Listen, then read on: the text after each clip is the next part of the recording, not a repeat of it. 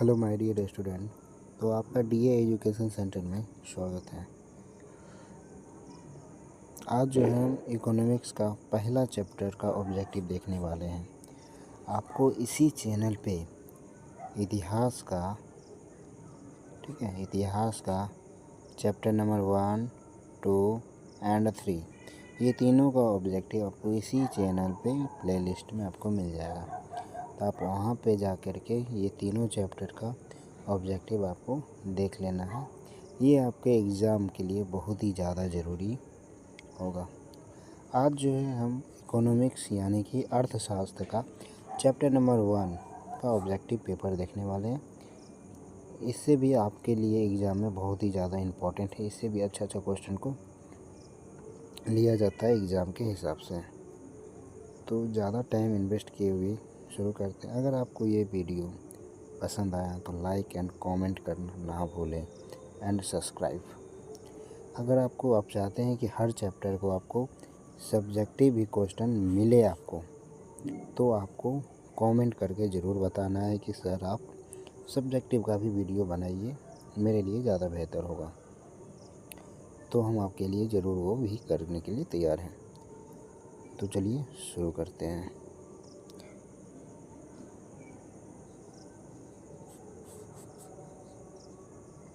तो पहला क्वेश्चन को हम लोग देखते हैं। इनमें किसको प्राथमिक क्षेत्र भी कहा जाता है? किसको प्राथमिक क्षेत्र भी कहा जाता है? इसमें जो है प्राथमिक क्षेत्र जो है वो किसको कहा जाता है? तो कृषि को। किसको? कृषि को। ठीक है, प्राथमिक क्षेत्र कृषि को। इससे 1 नंबर तो पक्का ही आपसे पूछा जाएगा, 1 नंबर आपको ज़रूर मिलेगा। ठीक है दोस्तों, तो आप ज़रूर देखिएगा, ये क्वेश्चन आपको आने वाला है। ठीक है,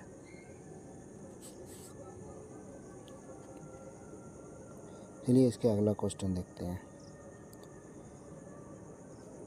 2 नंबर क्वेश्चन है, भारत में नीति आयोग की स्थापना कब हुई? भारत में जो है नीति आयोग की स्थापना 2015 में हुआ था। कब हुआ था? 2015 में, यानी कि ऑप्शन नंबर सी। 3 नंबर क्वेश्चन देखते हैं। इनमें कौन सा देश में मिश्रित अर्थव्यवस्था पाई जाती है? कौन सा देश में मिश्रित अर्थव्यवस्था पाई जाती है? तो एक हमारा भारत ही ऐसा देश है जिसमें मिश्रित अर्थव्यवस्था पाई जाती है। तो ऑप्शन नंबर सी। 4था क्वेश्चन देखते हैं दोस्तों। मिश्रित अर्थव्यवस्था का राष्ट्र है, कौन सा राष्ट्र है मिश्रित अर्थव्यवस्था का? तो हमारा एक भारत है, जो कि क्या है, मिश्रित अर्थव्यवस्था का राष्ट्र माना जाता है। 5वां क्वेश्चन है, भारत में योजना आयोग का गठन कब हुआ था? तो हम भारत में जो है योजना आयोग का गठन 15 मार्च 1950 ईस्वी को हुआ था। कब हुआ था? 15 मार्च 1950 ईस्वी को। 6 नंबर क्वेश्चन देखते हैं। 6 नंबर क्वेश्चन है, जिस देश का राष्ट्रीय आय अधिक होता है, वह देश क्या कहलाता है? वह देश जो है क्या कहलाएगा? विकसित देश कहलाएगा। क्या कहलाएगा दोस्तों? विकसित देश, यानी कि ऑप्शन नंबर बी। और जिस देश का राष्ट्रीय आय कम होगा, क्या होगा? कम होगा, तो वह देश क्या कहलाएगा? वह देश कहलाएगा अविकसित। क्या कहलाएगा? अविकसित। ठीक है, तो ये दोनों देख लीजिएगा। जिस देश का राष्ट्रीय आय अधिक होगा वह विकसित कहलाएगा, जिस देश का राष्ट्रीय आय कम होगा वह अविकसित कहलाएगा। अगला क्वेश्चन देखते हैं। योजना आयोग के सदस्यों की संख्या कितनी होती है? तो योजना आयोग जो है उसमें सदस्यों की संख्या टोटल 8 होती है। कितनी होती है? टोटल 8। Option number B. अगला क्वेश्चन देखते हैं। बिहार में जीवन यापन का मुख्य साधन क्या माना जाता है? बिहार में जीवन यापन के लिए मुख्य साधन क्या माना जाता है? कृषि माना जाता है, यानी कि ऑप्शन नंबर ए। आपको कमेंट करके बताना है कि बिहार एवं झारखंड, ठीक है, झारखंड दोनों कब अलग हुआ था? बिहार से झारखंड कब अलग हुआ? आपको ये साल बताना है। ठीक है, डेट के साथ आपको साल बताना है। ठीक है, कितना में अलग हुआ था? बिहार से झारखंड कब अलग हुआ था ये बताना है। क्योंकि दोस्तों जब ये अलग हुआ था तब जो है ज़्यादातर जितना भी प्लांट था, जितना भी फैक्ट्री था, वो सारा किधर चल गया, बिहार की झारखंड की ओर चल गया, जिसमें से बिहार में सिर्फ खेती ही बचा था, एक मुख्य साधन था जिसके कारण यहाँ के लोग जो है अपना जीवन यापन को कर सकें। इसीलिए यहाँ के जो है बिहार का जो है वो सबसे ज़्यादा लोगों को जीवन यापन करने के लिए सबसे ज़्यादा अच्छा साधन माना जाता है कृषि को। इसके अगला क्वेश्चन देखते हैं 9 नंबर। तो याद करके दोस्तों बताइएगा कि बिहार से झारखंड अलग कब हुआ। ये क्वेश्चन एग्जाम में पूछा जाता है। इनमें से किसे पिछड़ा राज्य यानी कि पिछड़ा राज्य कहा जाता है? तो आपको पता ही होगा दोस्तों कि बिहार को सबसे पिछड़ा राज्य माना जाता है एजुकेशन में। ठीक है, एजुकेशन हो या प्लांट सेक्टर हो या किसी भी सेक्टर को बिहार को पीछे माना जाता है। इसका अगला क्वेश्चन देखते हैं 10 नंबर क्वेश्चन। शेयर बाजार की नियामक संस्था है, शेयर बाजार की जो नियामक संस्था कौन सी है? तो शेयर बाजार की नियामक संस्था क्या है? SEBI। क्या है? SEBI। ऑप्शन नंबर बी सही आंसर होगा। अगला क्वेश्चन देखते हैं 11 नंबर। भारत में किस राज्य की प्रति व्यक्ति आय सबसे कम है? तो हमारा बिहार है जिसमें प्रति व्यक्ति आय सबसे कम है। आपको कमेंट करके बताना है कि ये प्रति व्यक्ति आय होता क्या है, और इसका एक फार्मूला भी आपको बताना है, प्रति व्यक्ति आय बराबर कितना होता है, प्रति व्यक्ति आय इक्वल टू क्या होता है। ठीक है, तो ये ज़रूर बताइएगा कि प्रति व्यक्ति आय किसे कहते हैं और प्रति व्यक्ति आय इक्वल टू क्या होता है। इसका नेक्स्ट क्वेश्चन देखते हैं। देश में सब्जी के उत्पादन में बिहार का स्थान कौन सा है?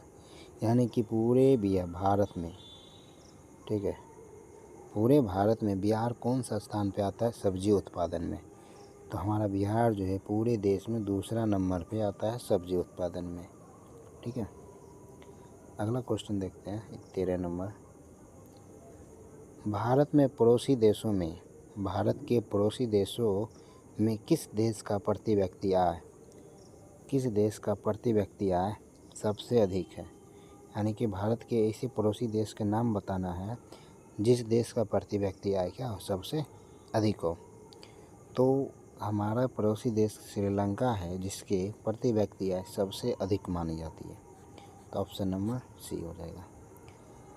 अगला क्वेश्चन देखते हैं क्वेश्चन नंबर 14। इनमें से कौन योजना आयोग के पदेन अध्यक्ष होते हैं? इनमें से कौन योजना आयोग के पदेन अध्यक्ष होते हैं? तो हमारे प्रधानमंत्री जो है योजना आयोग के पदेन अध्यक्ष माने जाते हैं। ठीक है दोस्तों, अगला क्वेश्चन देखते हैं क्वेश्चन नंबर 15। भारत की आर्थिक व्यवस्था कैसी है? तो भारत की जो आर्थिक व्यवस्था वो मिश्रित आर्थिक व्यवस्था कैसी है? मिश्रित आर्थिक व्यवस्था मानी जाती है। 16 नंबर क्वेश्चन देखते हैं 16 नंबर।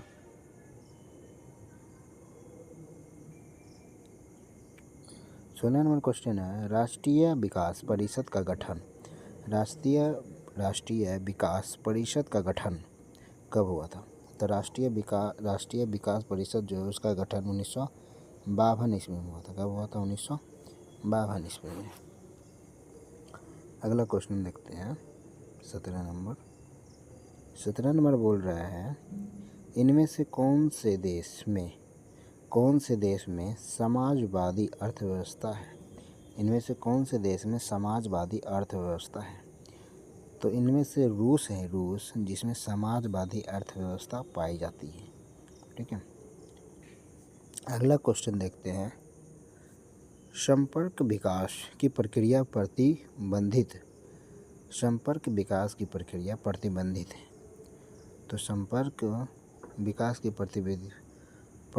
प्रतिबंधित है किसके लिए? तो उच्च वर्ग के लिए, निम्न वर्ग के लिए, सभी वर्ग के लिए ऐसी मानी जाती है। ठीक है, तो क्या आ जाएगा? ऑप्शन नंबर सी सभी वर्ग के लिए। अगला क्वेश्चन देखते हैं क्वेश्चन नंबर 19।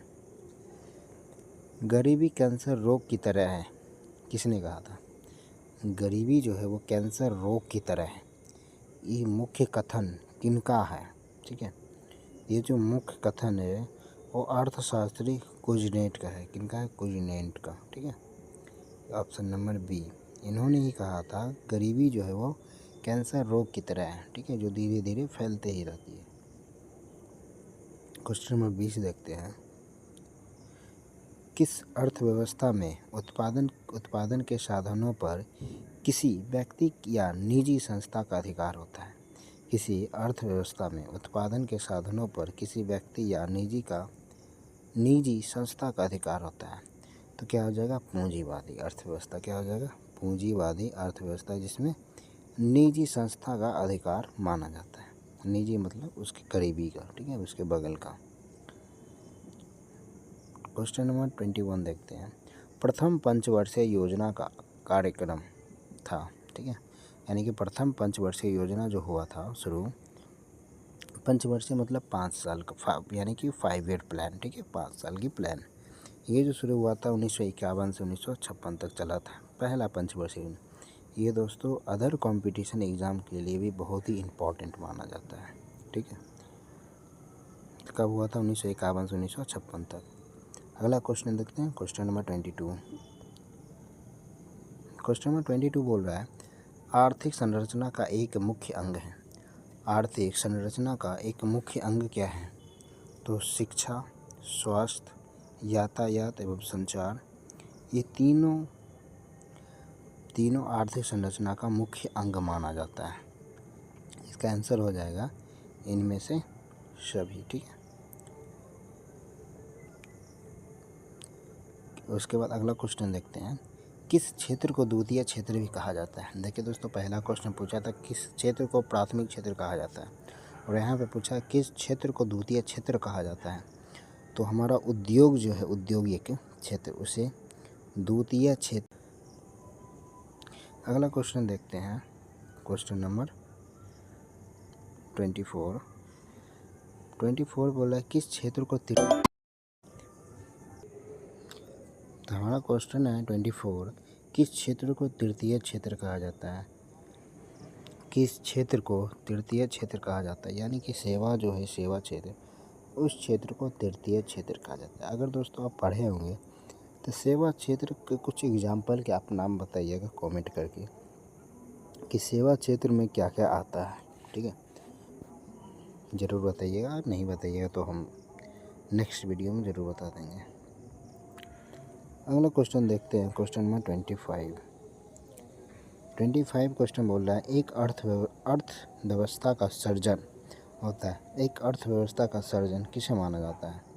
तो एक अर्थव्यवस्था का सर्जन प्राकृतिक संसाधन, भौतिक संसाधन और मानवीय संसाधन, ये तीनों मिलाकर के एक प्राकृतिक अर्थव्यवस्था का सर्जन माना जाता है। यानी कि ऑप्शन नंबर डी इनमें से सभी हो जाएगा।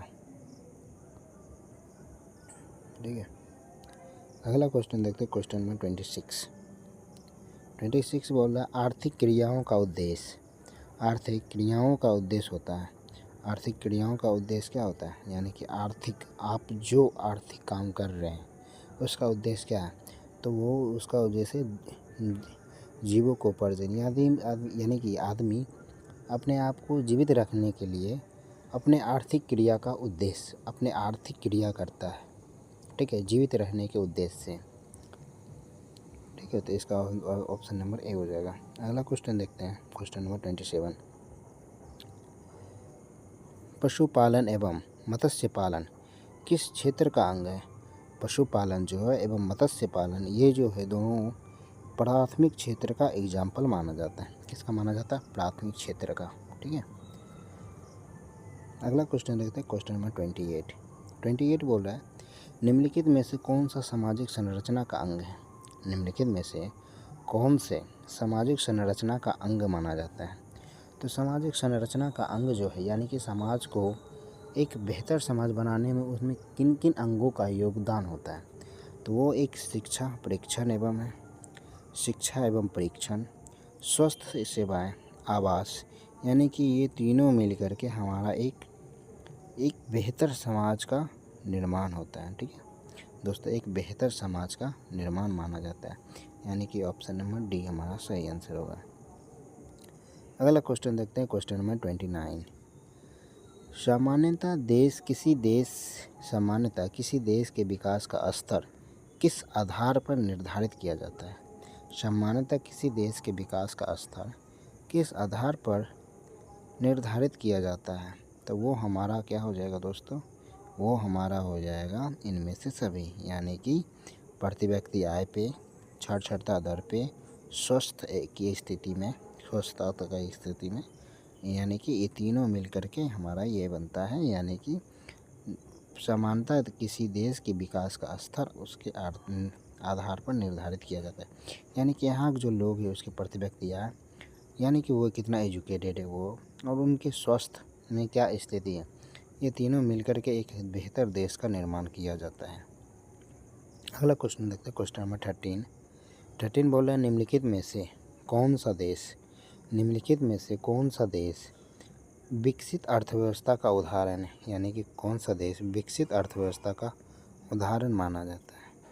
ठीक है, अमेरिका है जो कि सबसे विकसित देश माना जाता है। ठीक है, तो क्या हो जाएगा? Option number A.